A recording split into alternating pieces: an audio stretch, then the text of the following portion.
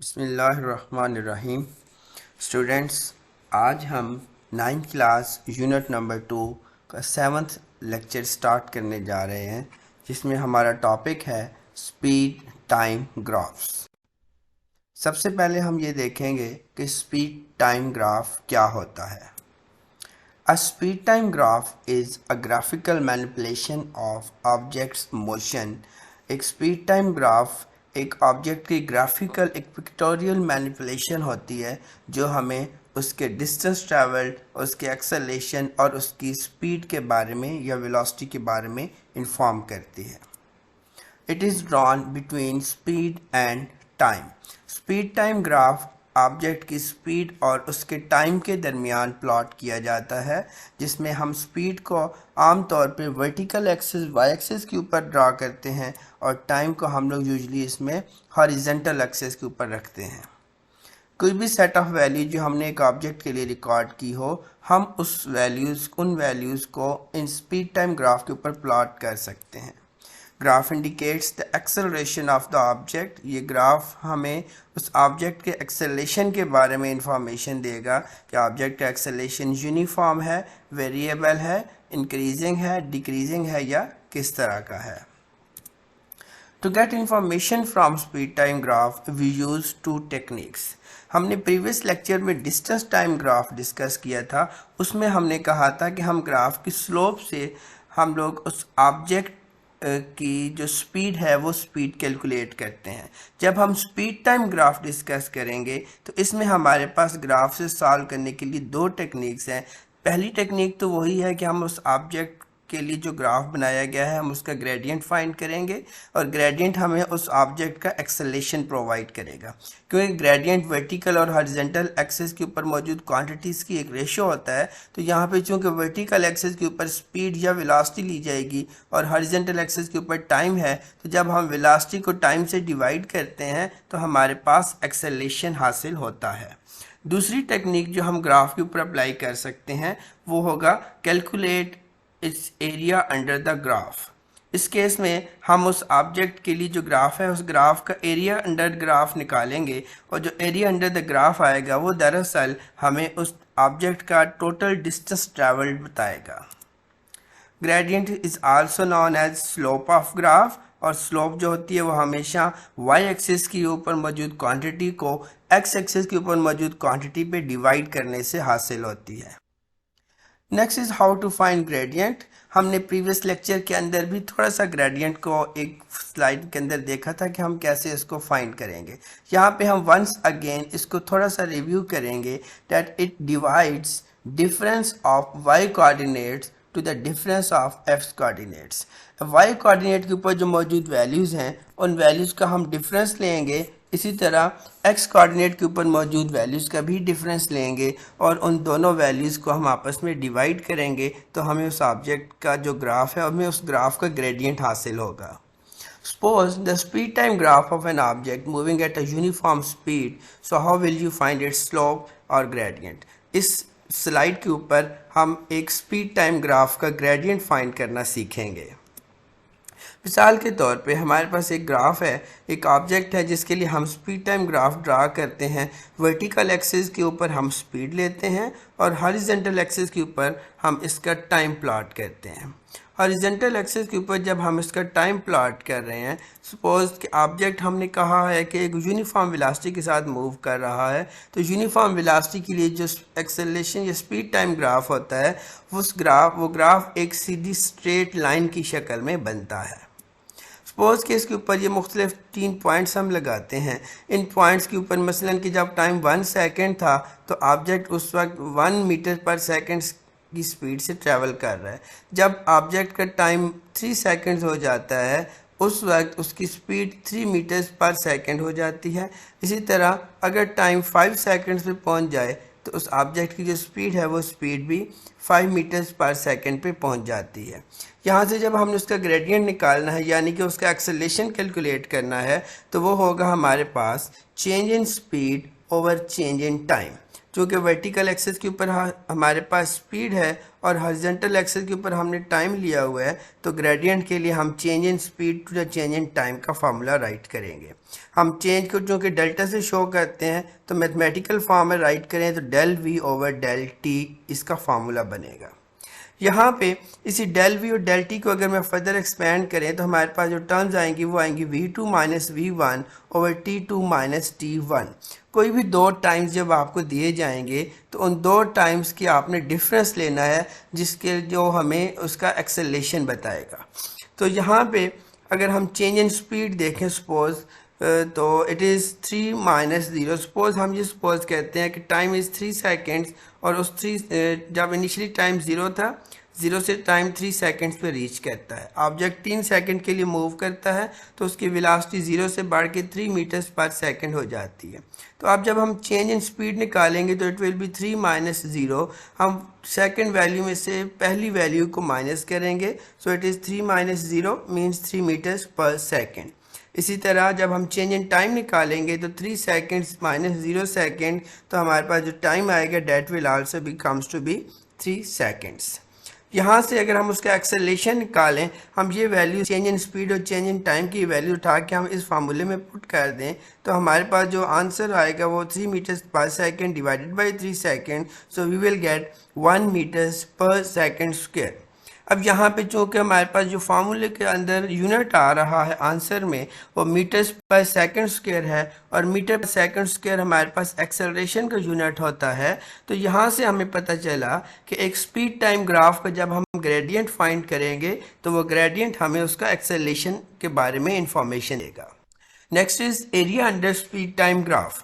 दूसरी टेक्निक जो हमने कहा था कि हम इसके स्पीड टाइम ग्राफ का एक ग्रेडियंट निकालेंगे और दूसरा हम उसका एरिया अंडर द ग्राफ इस्तेमाल करेंगे in order to solve our questions और problems. So area under the speed time graph हमें उस ऑब्जेक्ट के टोटल ट्रैवल डिस्टेंस के बारे में बताता है कि वो जो ग्राफ बनाया गया है उस ग्राफ के अंदर ऑब्जेक्ट ने कितना फासला तय किया है। फर्स्ट कह लें कि हम यूनिफॉर्म स्पीड से मूव करते हुए एक ऑब्जेक्ट के लिए डाटा लिखते हैं जिसके अंदर उसने जब मूव किया तो इनिशियली टाइम 0 पे उसकी स्पीड 0 थी, 1 मीटर सेकंड के ऊपर उसकी स्पीड 1 मीटर पर सेकंड, 2 सेकंड टाइम हुआ तो स्पीड 2 मीटर्स पर सेकंड। इसी तरह ग्रेजुअली स्पीड बढ़ते बढ़ते 5 सेकंड पे देखें तो 5 मीटर पर सेकंड हो जाती है। अगर इसी के लिए कहा जाता है how will you find its distance travel, तो आप इसका डिस्टेंस ट्रैवल कैसे फाइंड करेंगे, तो उसके लिए हम इसका area under the graph calculate करेंगे। लेकिन area under the graph calculate करने से पहले हमें इस टेबल के अकॉर्डिंग अपने ऑब्जेक्ट के लिए ग्राफ प्लॉट करना पड़ेगा। सो अगर हम इसके लिए ग्राफ प्लॉट करें जिसके अंदर हम डिस्प्लेसमेंट को वर्टिकल एक्सेस, स्पीड को हम वर्टिकल एक्सेस के ऊपर लेते हैं और टाइम को हम हॉरिजॉन्टल एक्सेस पे कंसीडर करें, तो इसका जो ग्राफ होगा that graph will be a straight line. और इसके ऊपर अगर हम इसी तरह से कुछ पॉइंट्स मार्क कर लें तो टाइम 1 सेकंड पे स्पीड 1 मीटर्स पर सेकंड, 3 सेकंड्स पे 3 और 5 सेकंड्स पे 5 मीटर्स पर सेकंड। यहाँ से अगर हम उसका एरिया अंडर द ग्राफ निकालेंगे तो वो बेसिकली हमें उसका टोटल ट्रैवल डिस्टेंस के बारे में बताएगा कि उस ऑब्जेक्ट ने टाइम 0 से लेकर 5 सेकंड तक जब मूव किया तो उसने टोटल कितना फासला तय किया। अब यहाँ पे एरिया अंडर द ग्राफ अगर हमने निकालना है तो फर्स्ट कह लें हम 5 सेकंड पे उसकी स्पीड को चेक करते हैं। तो 5 सेकंड पे अगर देखा जाए तो हॉरिजॉन्टल एक्सिस के ऊपर जब हम एक वर्टिकल परपेंडिकुलर ड्रा करते हैं तो हमारे पास जो एरिया अंडर द ग्राफ बन रहा है it is just like a triangle. चूँकि ये ट्राइंगल की शेप में ग्राफ का एरिया है अंडर द ग्राफ है, तो हम यहाँ पे एरिया फाइंड करने के लिए ट्राइंगल का एरिया वाला फार्मूला यूज़ करेंगे। सो एरिया अंडर द ग्राफ जो कि ट्रायंगुलर शेप है तो ट्रायंगल का एरिया हम निकालते हैं 1/2 लेंथ इंटू विड्थ के साथ। यहाँ से हमने लेंथ और विड्थ डिसाइड करनी है। यहाँ पे अगर हम इस वर्टिकल एक्सिस को लेंथ कंसीडर करें तो हमारे पास जो लेंथ है डेट इज़ 5 माइनस 0, तो यहाँ पे लेंथ को हम 5 मीटर्स पर सेकंड लिखेंगे। इसी तरह अगर हम विड्थ देखें तो विड्थ जो कि टाइम एक्सिस है तो उसके ऊपर हमारे पास जो वैल्यू आ रही है डेट इज़ 5 सेकंड्स, तो विड्थ टाइम को हम विड्थ यानी कि टाइम को हम 5 सेकंड राइट करते हैं। तो अगर हम ये विड्थ और लेंथ की वैल्यूज उठा के इस एरिया अंडर द ग्राफ वाले इस फार्मूले के अंदर पुट कर दें, so we will get area under the graph is equals to 1/2 into 5 metres per second into 5 seconds. So जब हम इन दोनों को मल्टीप्लाई करके सॉल्व करते हैं, so we will get the area under the graph as 12.5 meters.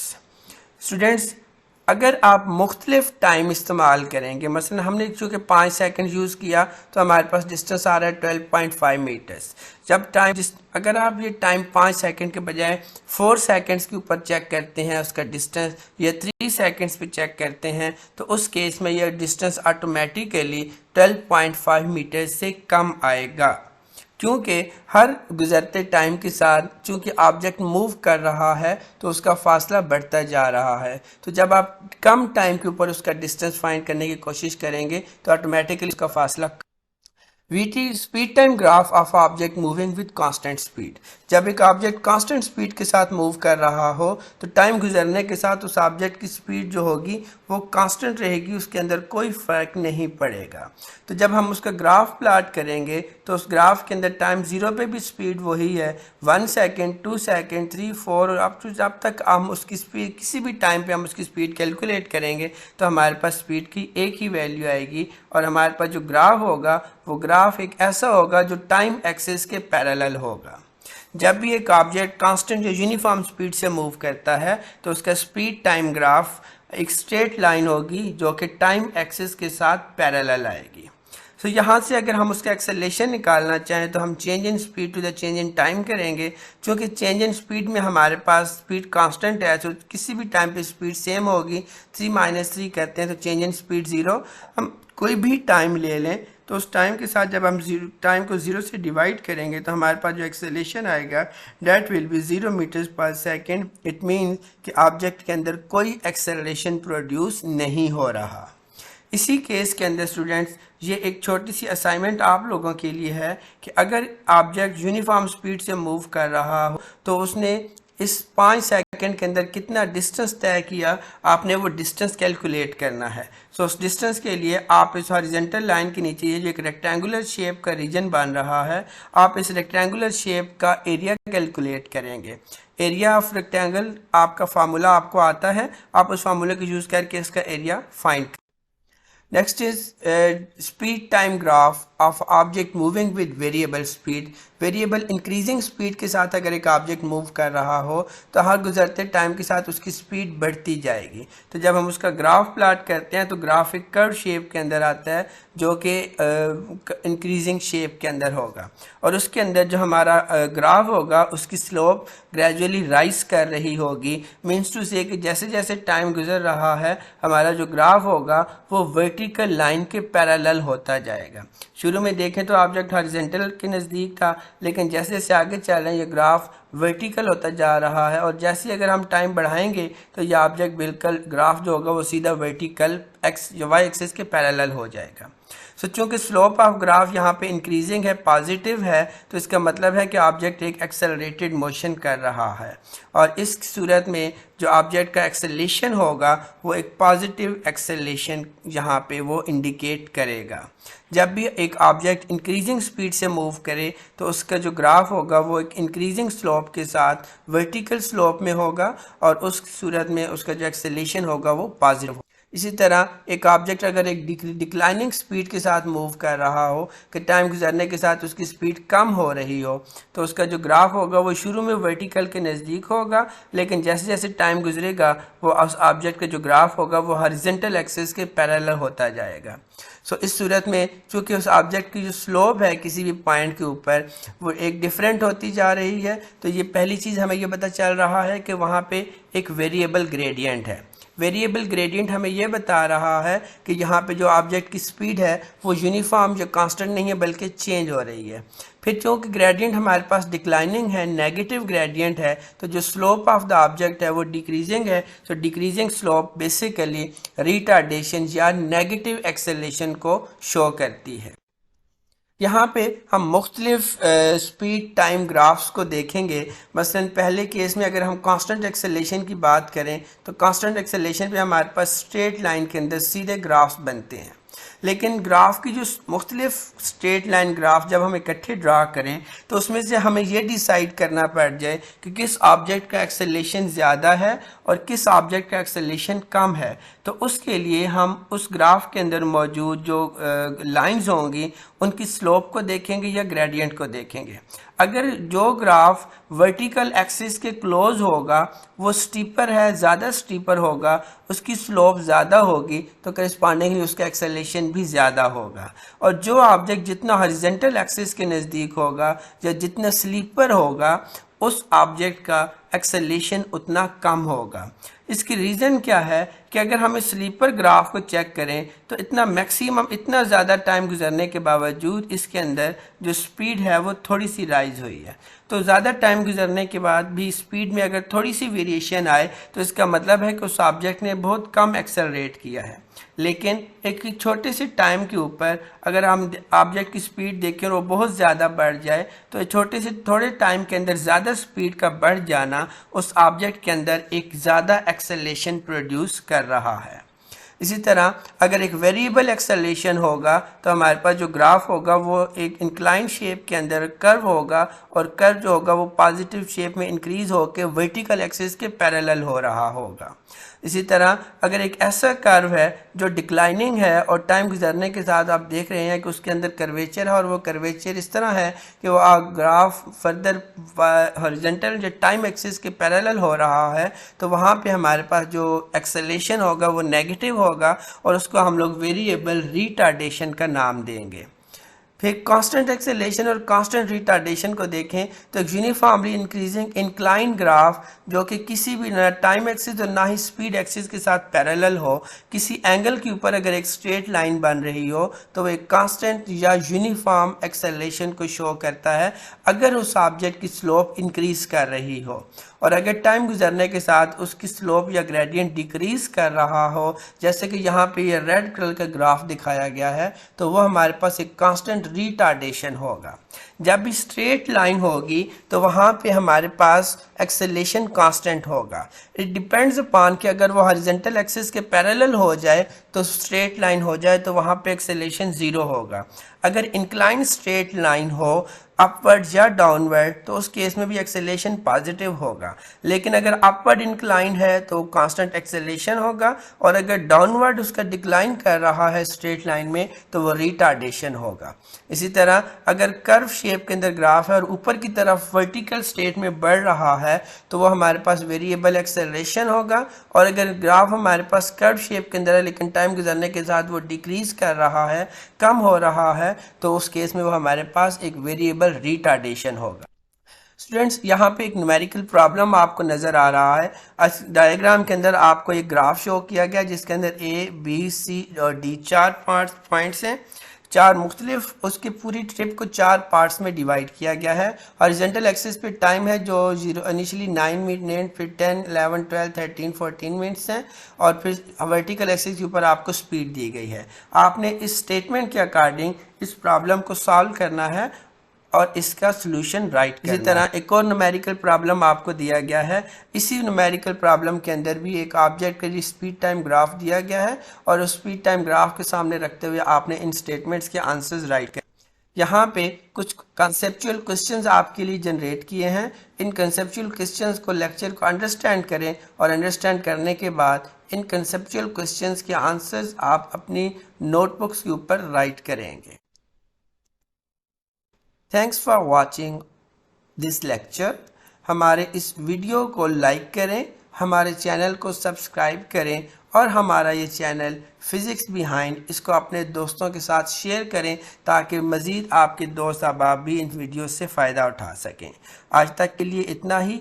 अगले lecture के साथ फिर हाजिर होंगे। अल्लाह।